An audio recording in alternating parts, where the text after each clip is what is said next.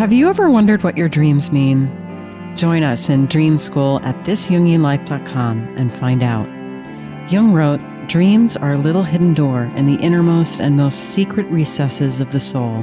Dream School is a unique, self-paced online program you can start at any time that unlocks access to your inner world. Our 12-month program provides the support, knowledge, and guidance you need to reach within, decipher your personal dream code, and harness it to optimize your life. By enrolling, you'll join an affirming community of fellow travelers, each pursuing a unique quest. And it's fun.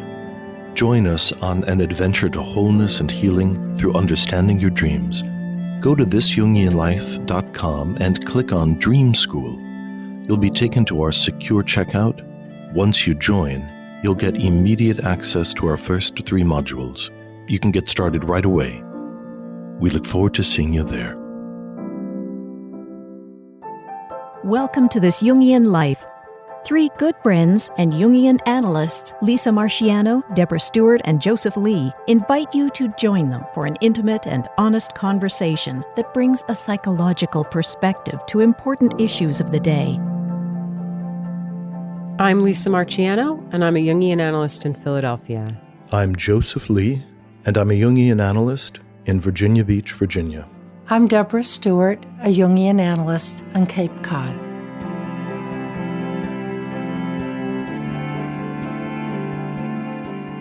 Today, we are going to do a seasonally related topic, which is the perfect time of year to engage with horror and vampires and zombies and ghosts and witches and all of those things that kind of go bump in the night.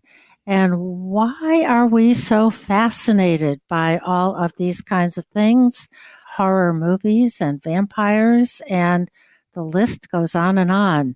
So we are going to take a little walk on the dark side and see if we can understand this a little bit better. How compelling. Oh, God. That's like such a dad joke. I got nothing else. So horrors and the deliciousness of horror films and ghoulishness and Halloween and haunted houses. Yes. What is that about? Yeah, why are we so fascinated by that which is horrifying? Why are we fascinated with horror? And we put ourselves into it. I mean, it's like you have to stand in line and buy a ticket to the haunted house, and you hope something is going to cause you to scream at the top of your lungs. And if that doesn't happen, you're disappointed. And then if it does happen, you're like, that was really great. Yep. So what is wrong with us that we think it's really great to have something horrifying thrust upon us like that? Mm-hmm. Yeah. And we all know that the movie industry has just made tons of money from all of the horror films that I think are really just right out there in the culture, and everybody recognizes those titles. Mm-hmm. What's the scariest movie you have ever seen? I made the mistake of watching The Exorcist when I was much too young. Oh, yep. That's so scary. It ruined me for a couple of years. I was just, that wasn't good. My first scary movie was my parents took us to a drive-in, and it was a double feature, and I can't even remember the first movie, but the second movie was Night of the Living Dead. Oh. I mean, I must have been maybe 8 or 9. Yeah. And I was just traumatized. I mean, I was turned inside out. Yeah. Although I have to say, later in my life, I was watching The Exorcist. I have a really totally terrifying synchronistic story.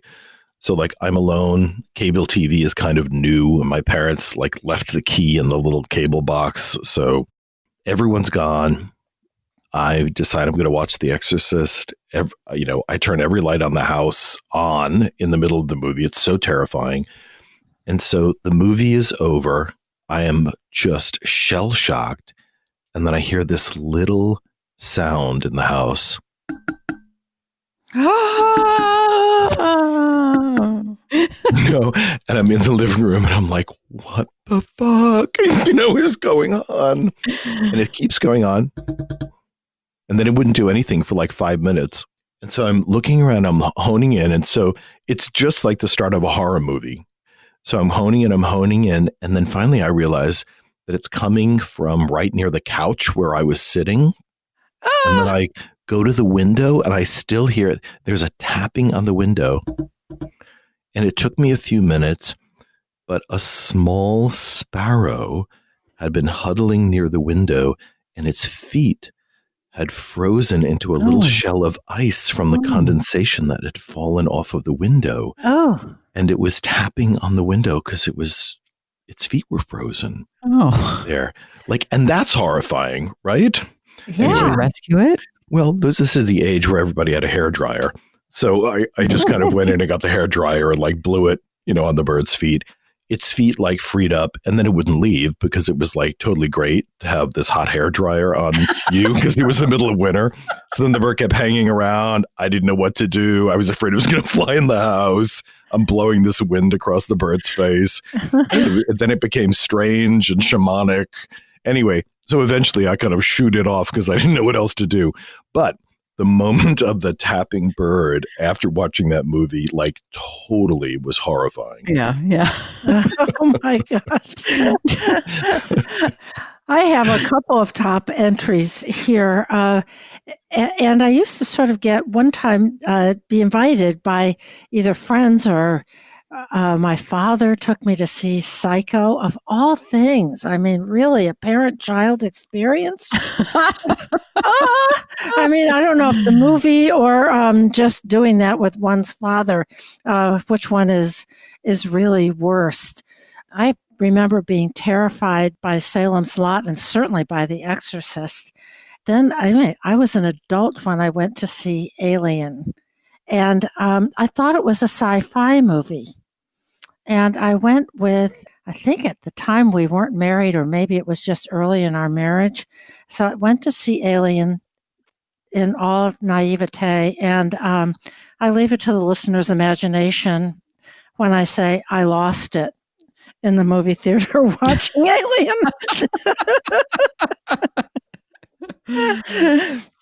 Well, I have this friend who loves horror movies, and we used to go see horror movies or rent them, and I would always put my face in my hands and not watch the scary scenes, and she would get very, very upset with me.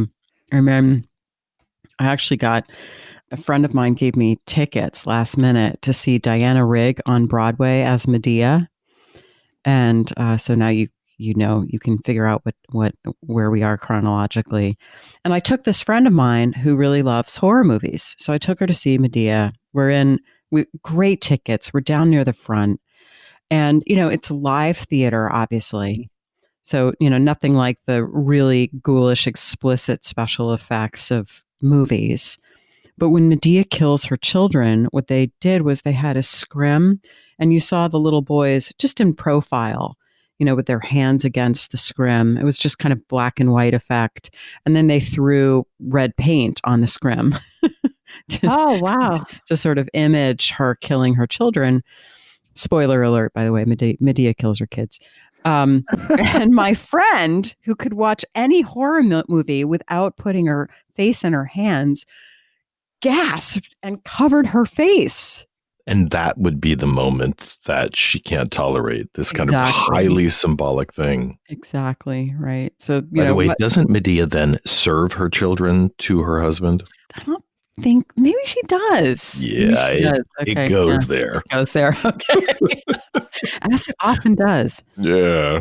Tantalus served his son to the gods too. So this stuff goes way, way, way back, doesn't it? It goes way back into mythological motifs.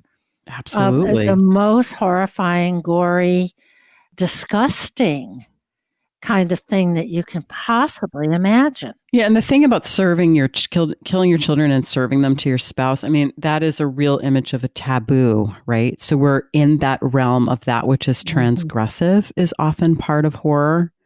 We're back in this story that there is something archetypal about horrifying events, whether they're supernatural, like monsters, cyclopses, other kinds of creatures that, create havoc and eat people, or whether it's horrible affects and ideas that possess human beings and then make them capable of doing horrible things or inhuman things. And we're in this realm of possession, talking about The Exorcist, and that as human beings, we can and are possessed by uncivilized impulses and archetypes, which can compel people to do things that might shock them and shock other people. Yeah. And we feel sober about that, don't we? I was going to say, I think it brings us into the realm of what is unimaginable. Mm-hmm. And I'm picking up on your point too, Lisa, before, of being transgressive. Of there are certain things that are really out of bounds. Yeah. And that horror allows us to experience those things vicariously. Mm-hmm. You know that you're sitting on the couch in your living room or in a movie theater or a real theater. And so we can approach it somewhat safely Mm-hmm. and kind of displace those feelings into a normal sort of setting Mm-hmm. of our home or a theater. Part of us always knows it's not really happening. Well, and there are things that are horrifying that are really happening or did really happen. And the interesting thing is, I think that those exert the same fascination. So there is a sense of you can't look away. Well, I think that there's a kind of formula, I think, in these horrifying stories that, and whether it shows up as a horror movie or whether it's a horrifying fairy tale or a horrifying reality from history, that the story builds tension in us, that there's some suspense, mystery, terror, shock, that there has to be some feeling of relevance, either personal relevance or a kind of cultural meaning. And then often there is some dimension of unrealism. And even in recounting horrifying news stories, often elements will be left out or the telling of the story will somehow be distancing so that we're being told that it's news, but it doesn't quite feel real or possible on some dimension. And of course, in a horror movie, sometimes it's really, really explicit that the monster is wearing some kind of very strange, otherworldly costume, or there's some dimension in the story which is supernatural, and it allows us to think, this can't be real, so I'm in part watching myself be horrified, and then that suddenly becomes entertainment. Mm-hmm. And often movies are criticized when they are too real. Mm-hmm. There needs to be a dimension, an editorial dimension that tricks the brain into thinking, man, maybe it's not real. And even when we think about these conspiracy theories, that when we talk about horrifying things like the Nazi atrocities, what is it in the human psyche in this kind of conspiracy theory that wants to claim that that was staged? It's unimaginable. It couldn't possibly really happen. Well, but that by making it unreal, then it's able to be stared at in a way that the human nervous system might not tolerate otherwise. I'm not saying that it's a good thing for people to be doing that with the Nazi atrocities, but there is a psychological principle, I think, at work in that. Mm-hmm. But I wonder if we're weaving a line here between what is fascinating in, let's say, a horror movie or a horror story, and what's really an atrocity, a trauma, and the state of being possessed, which really kind of means being taken over by a complex of the collective unconscious. Something really archetypal floods us. And then we can make it into this more displaced and safe place of a film of some sort. and be fascinated by it. The way that vampire victims are fascinated. It's horrifying and so on, but they are compelled. And I'm thinking about what does it mean to be fascinated? The way that I've had it broken down with help from etymological dictionaries and stuff is it's to deceive, to hallucinate, and to attract irresistibly. And when it veers into trauma and possession, then I think it's an entirely other dimension. We're possessed. And when you say possessed, Deb, do you mean sort of possessed by an archetypal force? Yes, possessed by an archetypal force. And I'm thinking about what von Franz says about possession. She says, if you were to ask me what in my experience is the most terrible evil I know, I would say the phenomenon of possession. The worst thing one can meet, or which I have met in my life, is people who have been assimilated by these archetypes of evil power. Mm-hmm, mm-hmm. And that is a horror that is not fascinating. It's simply engulfing. And I remember a long time ago working on an inpatient unit, there was a woman who had been truly possessed and was terrified of being pursued by evil powers. And no one could comfort her. Mm. No one. It rendered all of us helpless, and we could not find a way to reach out to her to alleviate her fear of being taken over. Yeah, this fear of possession is something that has a real presence in the United States as well, being part of certain subcults of religious conservatism, particularly. And it is a constant theme in some of those churches, and people are really Oh, frightened, and they will act in ways that are really scary, to be honest, yes. when this stuff gets activated. Yeah. Kids, especially, I've had clients who were scared to death of being taken over by the devil. Well, and so how do we understand that psychologically? I mean, I think we're talking about being the ego being subsumed by an archetypal force, and in particular, that which the ego, in any case, deems evil.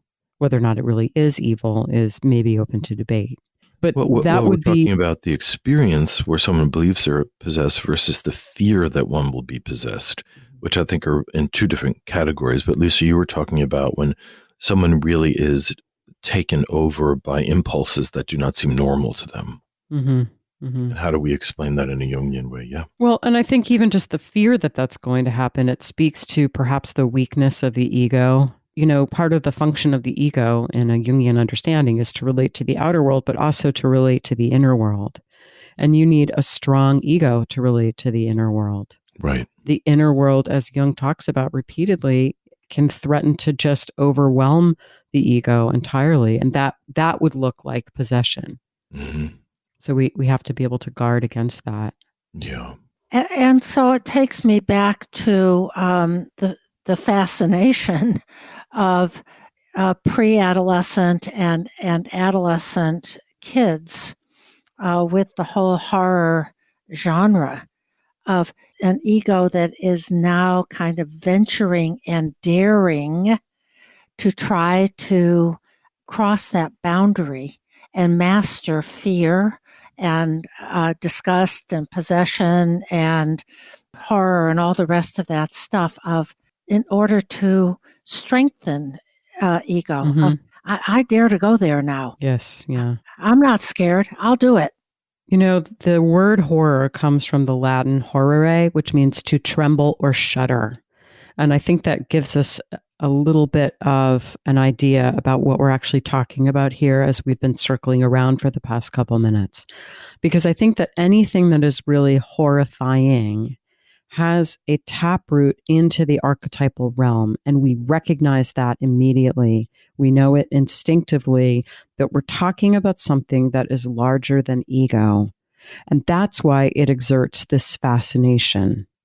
In essence, we're talking about a kind of numinosity, but it's this dark numinosity. And it is attractive to us in a way because we know that we're in that realm of the gods.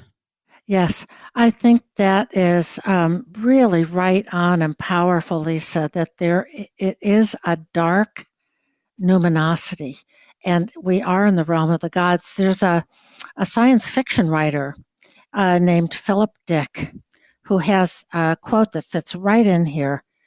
He says, "When the divine has been exiled from the table of serious art and intellectual discussion, you have to look for it in what the elite culture thinks of as trash."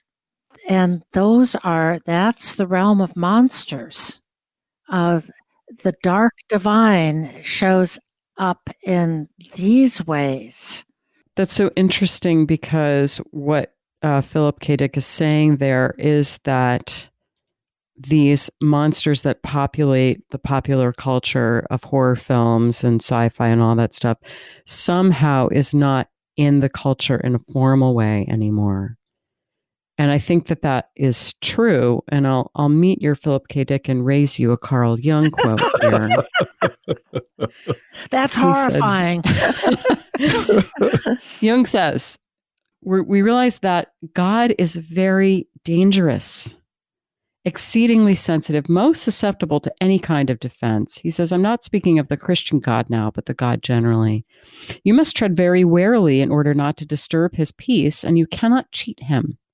You must fulfill his laws. You have to observe all the necessary rites. You must be very ceremonious in the presence of God, because he could take terrible revenge.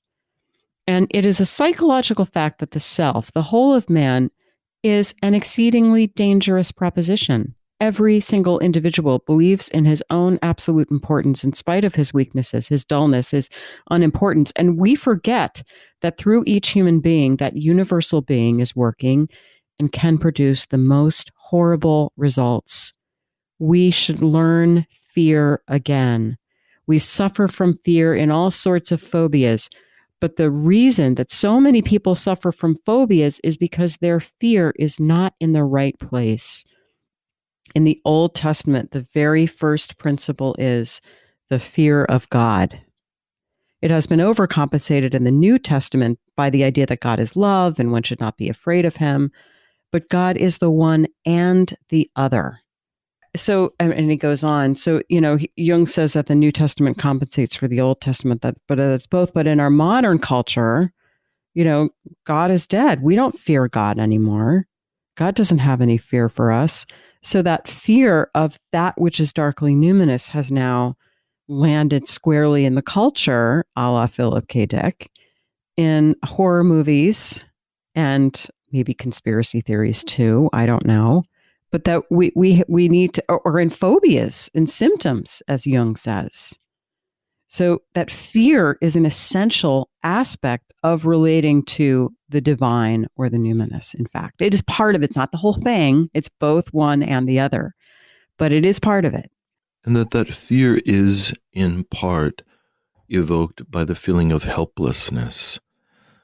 And helplessness is one of the elements of relativization to the self. That we live in such a competent culture by all standards. Most of us don't feel fear of hunger. Most of us don't feel fear of illness, although this time of COVID is a unique time in that regard.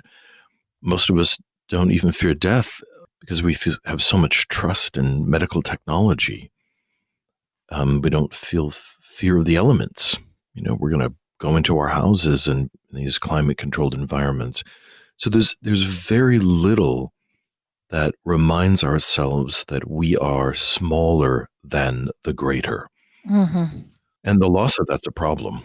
And yes, I agree. And I think when we have one of those experiences, you can almost feel yourself craving it. It's the way I know how I feel when there's a gigantic hurricane Right. and or a big snowstorm. And you have to, everything just stops and you're just watching it coming down. And part of the reason that there's something about that feels good is it's being reminded of kind of our place in the universe. Finally there's something bigger than me. There's something bigger than us. There's something bigger than humankind here. It can a big snowstorm can just stop us in our tracks. Thank goodness. I think this is really important about reminding us that we are smaller and what is really greater. And that it's, not a conspiracy theory and it's not a horror movie, that we have forgotten what's really divine, what's really greater. And we have displaced some of that, just as that Philip Dick quote says. Now we've turned it into the trash with all these ersatz kinds of symbolic manifestations of something that's not really divine, but has stood in for it in our secular, mechanized, quote, civilized, unquote, culture. It's going to go somewhere. So that's a whole interesting dimension to come back to horror films. Are horror films a really deeply unconscious attempt to restore a kind of pagan religiosity? The gods that will seek revenge if you transgress on their sacred ground, or, the gods that will, eat you if you come across them without proper protection.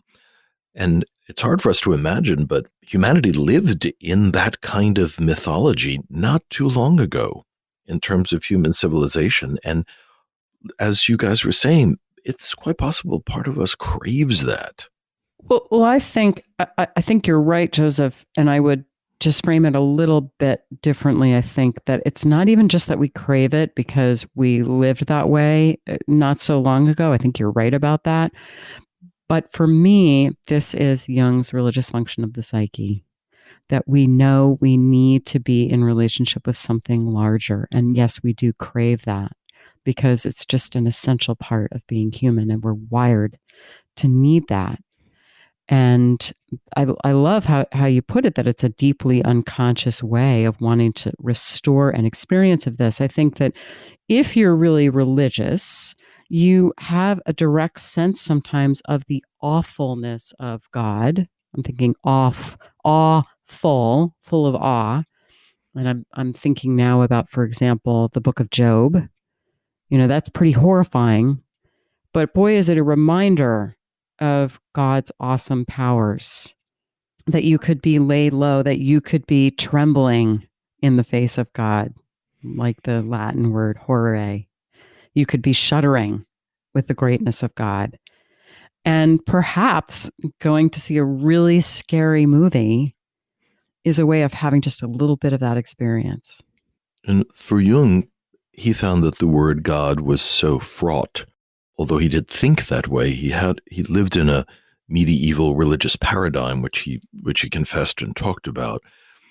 But he felt that relative to his clinical writings, he would choose the word self, hoping that people could open up a fresh category for this dimension of force. So if we come back into the consulting room and we think about these activations that happen in people's psyches, which they cannot fight against, they cannot resist. And sometimes we can talk about it in a way that just seems so clever, like, a professional writer who suddenly their unconscious will not let them write. I mean, that's devastating. That is a devastating manifestation of a psychological force that is greater than the determination of the waking mind. And it is frightening to people to feel so interrupted by an internal godlike demand. Yes. And I think that what happens to us when we have an experience like that is we are suddenly thrust into a completely different scale We're not in the human scale anymore. We're in the cosmic or mythological or godlike scale.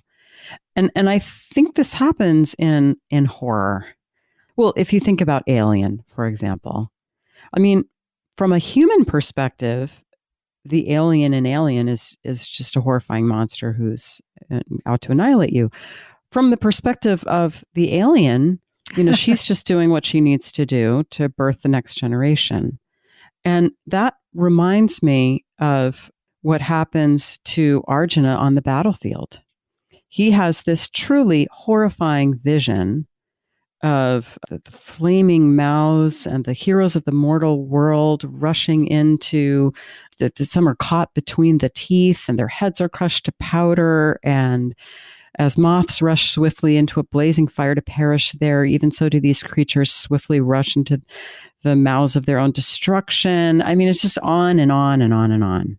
This language of destruction and death and horrible suffering. But that's just what happens in the scale of the gods. That is totally normal. It's the human perspective there, which deems it horrifying. And so there's this thing about sort of moving between the levels. I think somehow that is taking me back into the more human realm of trauma.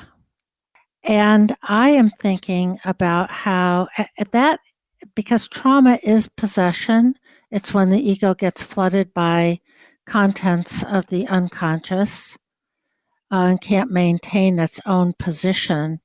But I'm thinking about these horror films that provide us with backstories about the demon, like what you just mentioned, Lisa, about Alien. That from the point of view of the monster, it's simply about that monster's entitlement to life and to survival. Yeah, it's kind of impersonal. Wait a minute, if we look at it from that point of view, which we often do, in dreams, we often sort of say, hey, wait a minute, the dream ego might not have the only perspective here. Let's take a look at what seems so nonsensical or counterintuitive in this dream that's coming from the other side. So we have this monster that's just trying to live in Alien. We have Freddy Krueger, who I can't remember what happened to him, but something terrible happened to him that made him turn into a monster. And in Bram Stoker's Dracula, it was absolutely trauma at the loss of his wife and refusal to bury her on sacred grounds that turned him into a monster. So I'm kind of thinking these horror genres and some of the mythological stories may call us into what is it like to have a dual perspective here? What is it like to really wrestle with some of these very difficult questions about who or what is other? Well, right. And just to tie it back to what Joseph was saying, from the ego perspective, we might be very happy with the life we have.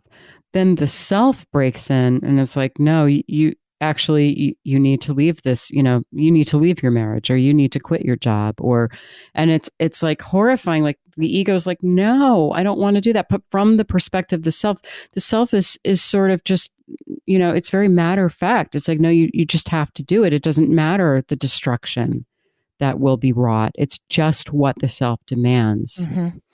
And that's the story of Arjuna, too, on the battlefield of you have to do this. So the self and some of these darker images are other. It's what we perceive as radically not me. And this, to me, points to one of the values in perhaps horror movie genres, any mythology, fairy tale for that matter. And fairy tales were a performance art, not in the ancient world. I mean, there was theater. Is that when we're watching a movie, there's often a question about whether people identify with the victim or whether they identify with the monster, by the way. Mm. And there's a little bit of psychological research about different types of people that have a tendency to identify with which side of it. But if we think about a horror movie like an act of imagination, the goal would be to identify with all of the characters in the story. In what way am I the victim? In what way am I the monster? In what way am I part of the various systems in the horror movie that are trying to bear the tension of factors inside of ourselves? And often we rely on theater, for that matter, to show us some form of a symbolic resolution of tension between these terrible forces inside of ourselves. And interestingly enough, particularly in modern genres, not uncommonly, the monster often wins and then goes on to an ongoing life. And the hero or the heroine does not always triumph. And there is some psychological reality in much of that. So, at the end of the movie, it looks like the hero is, chopped the head off of the monster and it's thrown into a ravine. And then there's you have the credits, and then there's a little scene, and then you see the hand of the monster, and the finger is flicking. Boom. So this ongoing dance of horror inside of ourselves. Yes, and I'm thinking, building on that, Joseph, the way that often the horrifying element in a fairy tale is that which actually kindles growth and development. Paradoxically so. For example, the witch and Hansel and Gretel must be overcome, and when she is, the children discover fabulous riches in her house. There's a way that the witch, the dragon, the monster in fairy tales that needs to be overcome is that which has the key to our further development. But I think we're working on a theme here of what is right relation to the darkly numinous, the monstrous, the divine, and how do we distinguish those kinds of things of when are we to meet the monstrous, like Hansel and Gretel meet the witch in the woods, and it's a spur to our own growth and development. When is it something to be avoided, to run away from? When does the monster win? Where are we powerless? Where are we called to find some other part of ourselves, that we find the monstrous in ourselves and can assimilate it? I think these are really pretty thorny questions that call for a lot of discernment. Well, it certainly opens this question of what is the right response to the monstrous? Yes. I'm thinking of the movie It, which kind of like scarred a generation. I mean, I have people that come into my practice and they're like, I still think about that goddamn clown in a street sewer, luring children to come close. So in It, it's some kind of primordial evil, which takes the form of a smiling clown, and, and then tempts, young children, to come close to play with it in this kind of giggling, smiling way, and then it devours them and destroys them. So part of what's missing in that story is the children should be feeling horror, should have an instinctive sense that something is wrong, despite the fact that it's smiling. And the progression of the movie is this development of horror, which in a sense is the right relationship to whatever this represents. So horror in that movie is the restoration of the right relationship to this overwhelming psychospiritual factor inside of oneself. Other times I think that something initially seems horrifying and then turns out to be valuable. This often happens in movies where aliens land, and the ambivalence around the alien invaders as to whether or not they're remarkable or destructive gods. How do we orient? That alien movie Arrival is such an exquisite example of something that arrives that's alien into the culture that, of course, is frightening and numinous, and through interacting it through the desire to create a link and an understanding that the heroine is transformed, that her own consciousness is exalted and transformed in order to have a rapport with these creatures that I think are perfect symbols of the self in many ways, versus the alien we were talking about before that is parasitic and is looking at human beings to eat them and lay eggs in them and to, overtake their bodies as a food source. So it begs the question you were bringing up, Deb, which is, what's the right relationship? All of them have to involve some sense of horror, freezing, running away, fighting, and then also transcending. Yeah, which reminds me of fairy tales. That there are, all of these are the kinds of lessons that fairy tales teach of, when do you run away? When do you hide? When do you engage in battle? When do you befriend? And how do you know when you encounter something strange, when you encounter an other? Which of these pathways is the right one? What's the right relation? Yeah, and you don't want to have insufficient fear, right? And that goes back to the Jung quote and to what you were saying, Joseph, about it. And it reminds me of the fairy tale, the story of the youth who went forth to learn what fear was. And he says, I wish I were afraid. And he has all of these absolutely horrifying adventures. It's kind of comical, and he's never afraid. And in the Grimm's version, he never really learns what fear is. But there's a variant on it where the boy encounters ghosts and corpses and all these horrifying things and is never afraid. But at the end, he gets chosen to become the next king or something. And he is overwhelmed by the sense of responsibility. And then he knows fear. So it is about right relationship and understanding when we're really in over our heads, as it were. Mm-hmm. Now, coming back to talking about horror movies, interestingly enough, there's a lot of research around horror movies, like anything else that claims a lot of money and is income generating in our culture. There's a lot of scientific curiosity about why people will go to certain movies and why they won't go to other movies. So I think this is interesting in terms of how people relate to the idea of horror.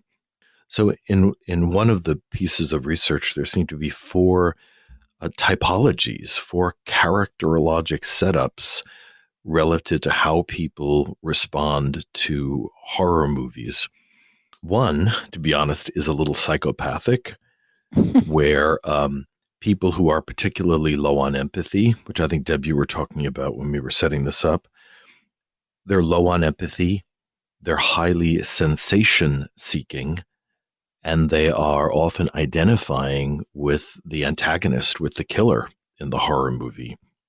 And they'll go into the audience and have a certain kind of cathartic activation in the movie. And it's an interesting thing because some people are wired in such a way that they do not have a very rich experience to day-to-day life, that they don't experience a lot of nuance when they come to work and come home, or how their kids are responding to them, or what's on television. It all kind of seems flat. And people like that will often seek out horror films to have a heightened sense of themselves and to feel something. The second kind of horror film enthusiast is actually, I would align a little bit with borderline dynamics, that they're kind of thrill seeking. They have a lot of empathy. They feel deeply affected by all the characters in the movie, and they are simultaneously sensation seeking. They want enormous chaotic experiences.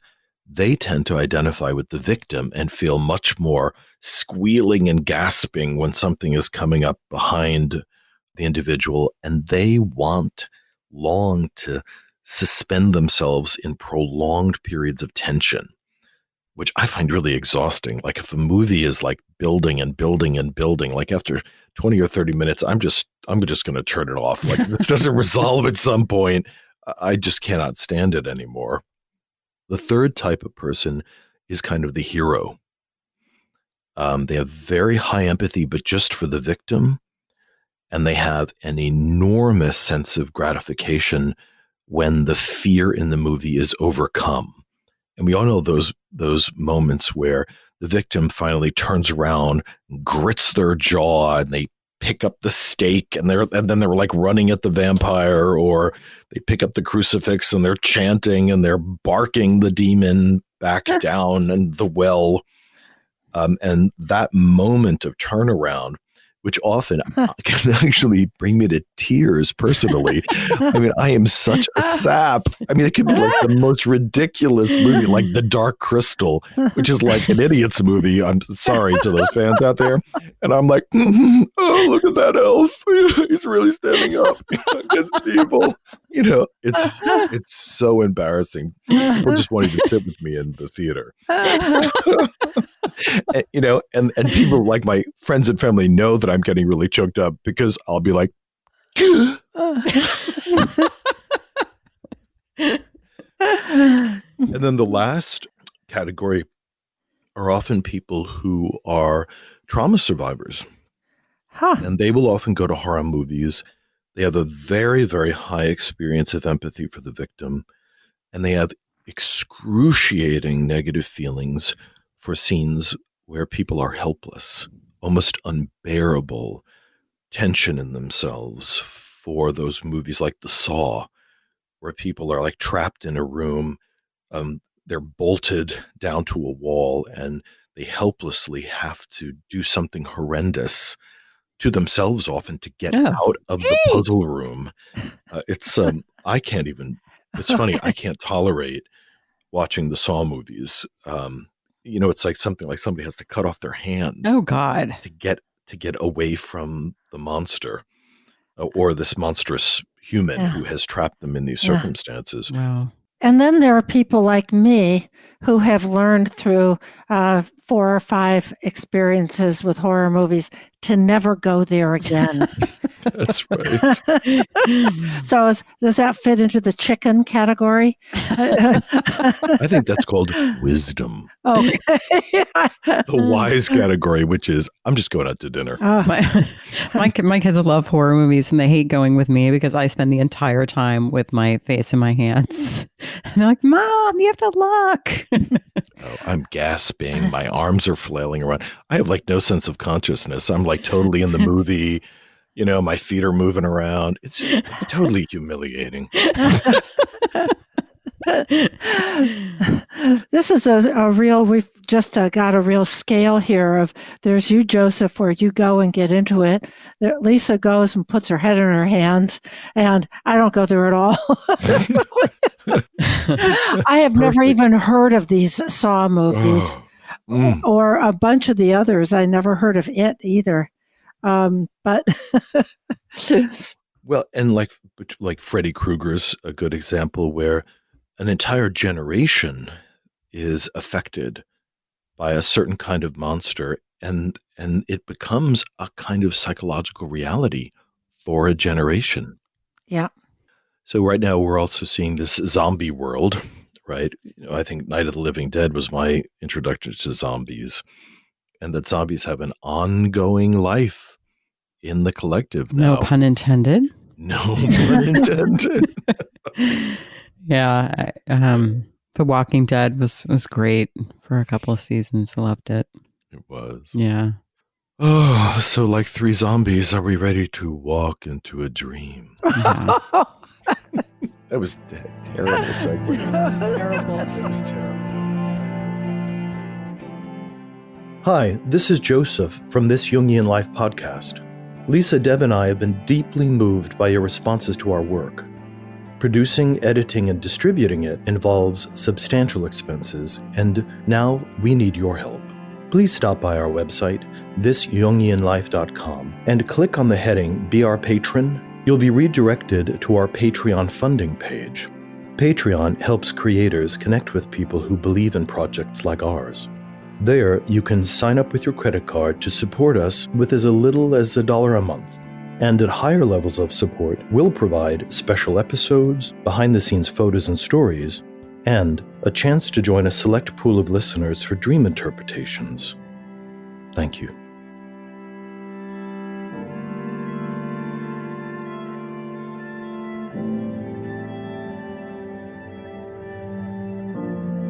So here's the dream of a 30-year-old male who is an accountant. And here's the dream. In my dream, I was talking with my therapist on Zoom. The topic of our conversation wasn't clear, but I had the sense that my therapist kept misunderstanding what I was saying. He then did the share screen feature on Zoom to show me that he had been keeping a record on his computer of the different ways that I was wrong about who I thought I was. For example, he said, I thought that I was a kind person, but he had determined that I was only kind 40% of the time. As he showed me this, a graph appeared across my face, and I had the sense that he had been spending our time together taking measurements of my face and wasn't listening to what I was saying. The dream then changed, and I was outdoors, standing next to a Native American man in traditional dress. The man was working with cloth. I approached him, and he told me that he was working on creating a garment similar to the one that he was wearing when he was going to give as a gift to his son. And here's a bit of context. He says that he had been talking with a therapist on Zoom that he hadn't yet met in person because of the pandemic, that the sessions had felt a bit off to him, and he chalked that up to just using video conferencing. He's also been working on developing parts of his psyche that he hadn't before, and he'd been trying things out like cooking and drawing and connecting to friends. He says the main feelings in the dream were frustration about being misunderstood, and then curious, and then a sense of calm that came over him when he interacted with the Native American man. Okay. So I feel like I have a lot to say about this dream. The first thing is the dreams of the analyst or therapist are always really interesting. And whenever anyone brings in a dream that has me in it, I'm always really curious about it and ready to hear it as supervision from the self. So I think most dreams that have me in it are probably pointing to things going on in the analysis that might need my attention. So I immediately go here to, consciously the streamer says, well, some things have felt off.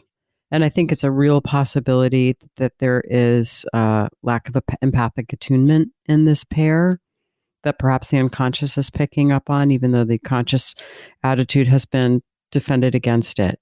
So that is certainly a possibility. And if someone brought me this dream, I would be really zeroing in on that. How have I perhaps been judging this person in a negative light that perhaps isn't really appropriate? I also think on a different level, this dream really takes us right into the territory of the father complex. And I wonder about the nature of this dreamer's relationship with his father.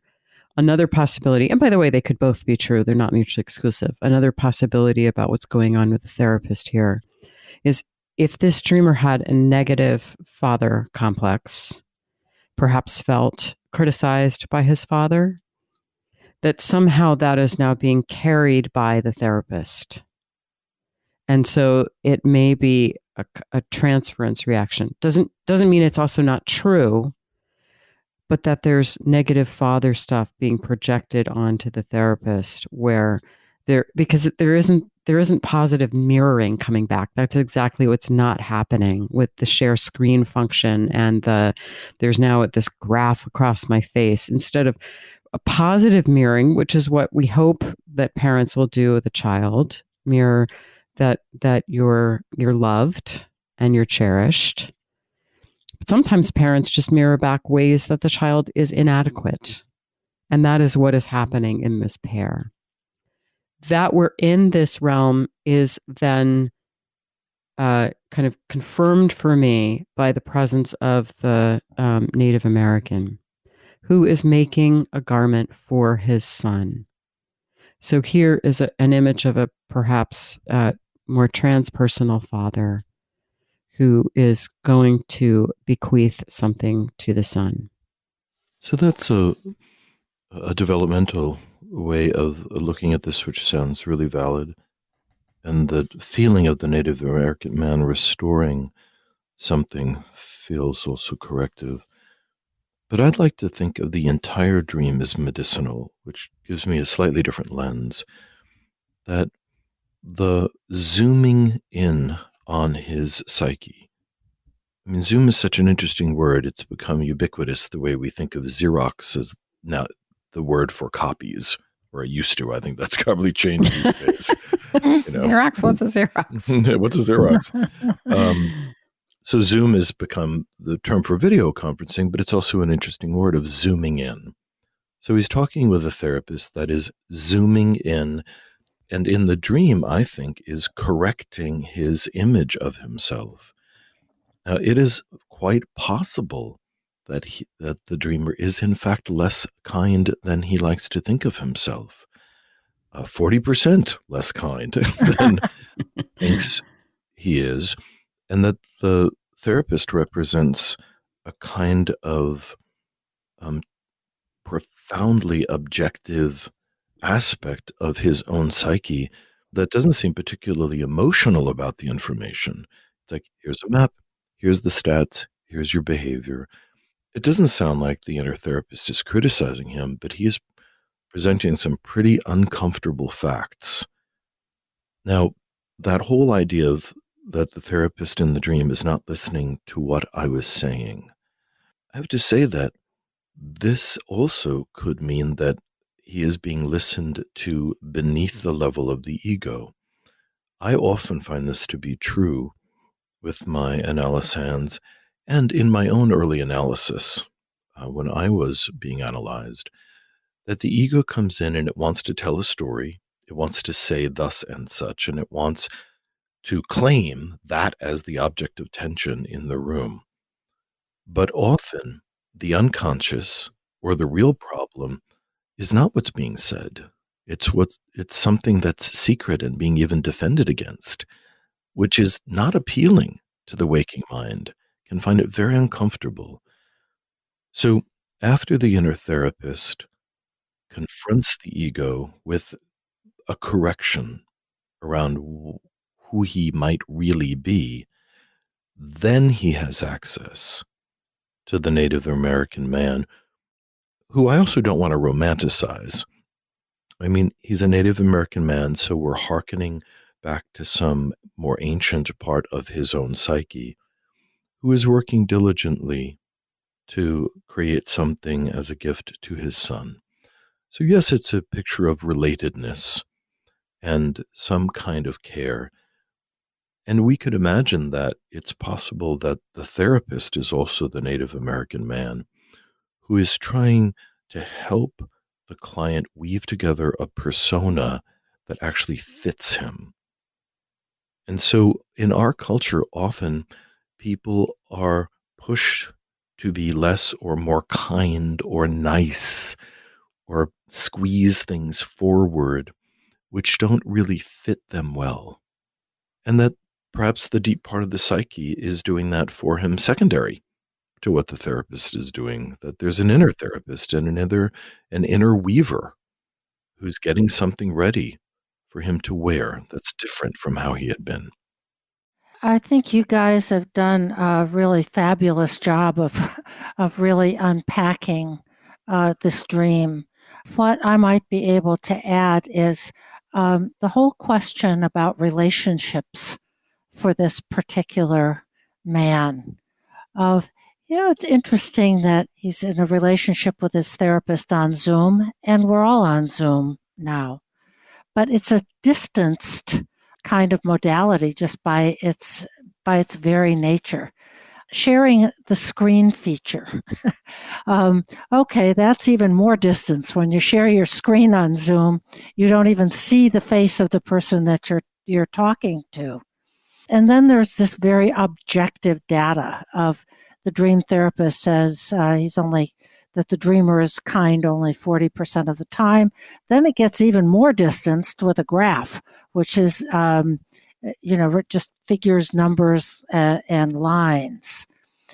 Taking measurements of my face. Well, the face is where we express emotion. We smile, we frown, we tear up, we read each other's faces all the time. And so here's something that is a very objective, non-relational kind of image.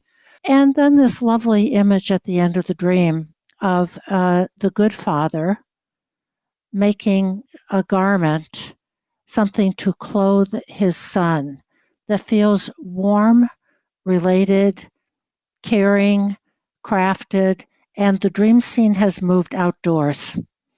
So we're no longer sitting in front of a screen indoors. There's a natural setting here. And I think I would just be interested in what all that might mean to the dreamer.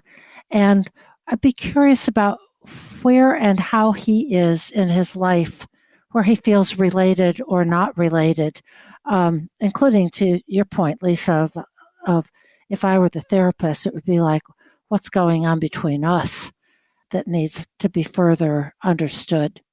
I think all of us are agreeing that the dream has this positive arc, that it tends toward something that signals greater relatedness, greater authenticity, greater wholeness. And it is a really fascinating dream because it can be held in all these many different ways. You've been listening to This Jungian Life. From our website, thisjungianlife.com, you can follow us on Twitter, like us on Facebook, help us produce future episodes by funding us through Patreon, and submit your dreams for possible interpretation on another episode. We'd like to thank our listener who shared a dream for today's show and hope you'll let us know what topics you'd enjoy hearing more about. Until next time, keep living this Jungian life.